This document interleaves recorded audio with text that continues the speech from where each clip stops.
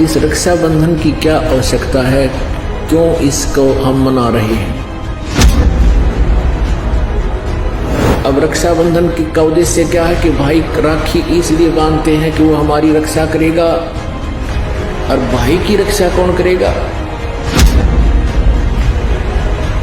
हम सब का रक्षक कबीर साहब है, कबीर परमेश्वर पूर्ण ब्रह्म परम अक्षर ब्रह्म।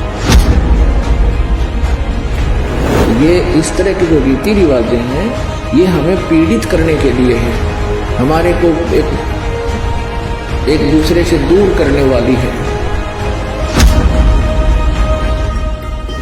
पुण्यात्मा परमात्मा को पाने में ये जो हमारी रीति रिवाज हैं ये भी बाधक हैं। परमेश्वर ने कहा है कि मन कर धीर बांध ले रे बौरे, और छोड़ दे न पछलों की रीत। इस रक्षाबंधन की क्या आवश्यकता है, क्यों इसको हम मना रहे हैं। ये काल के चलाए हुए अपने इस टाइम पास करने की खातिर, टाइम वेस्ट करने के लिए और हमें पीड़ित रखने के लिए एक ये रीति बना रखी है।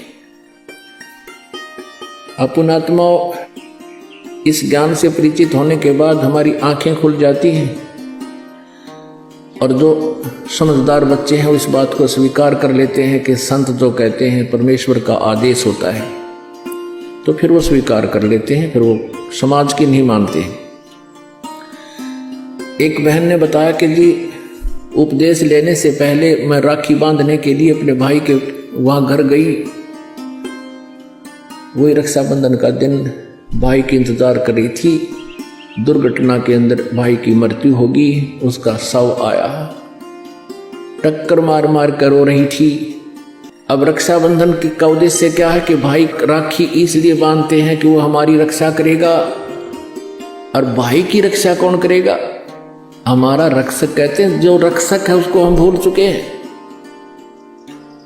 हम सब का रक्षक कबीर साहब है, कबीर परमेश्वर पूर्ण ब्रह्म परम अक्षर ब्रह्म।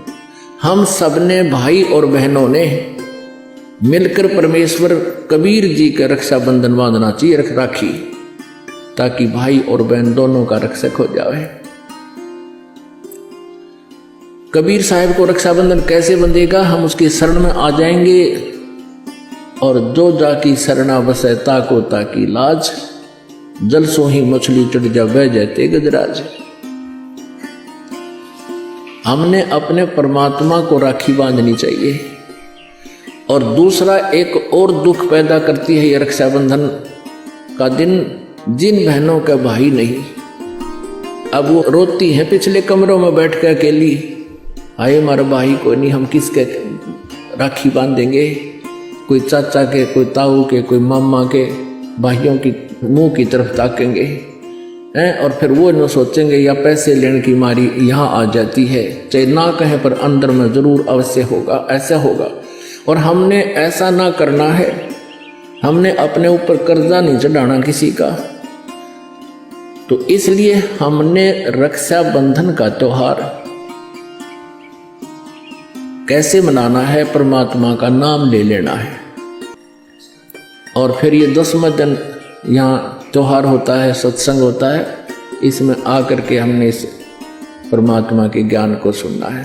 तो ये इस तरह के जो रीति रिवाजें हैं ये हमें पीड़ित करने के लिए है, हमारे को एक दूसरे से दूर करने वाली है। अब रिवाजें बन गई हैं कि बहन राखी बांधना आवेगी, उसको कुछ देना पड़ेगा, एक मजबूरी सी बन गई। तो ये भी हमारे नाते में दरार पैदा करती है। तो पुण्यात्माओं, जिन्होंने परमात्मा पाना है तो परमेश्वर के विधान को अपनाना ही पड़ेगा।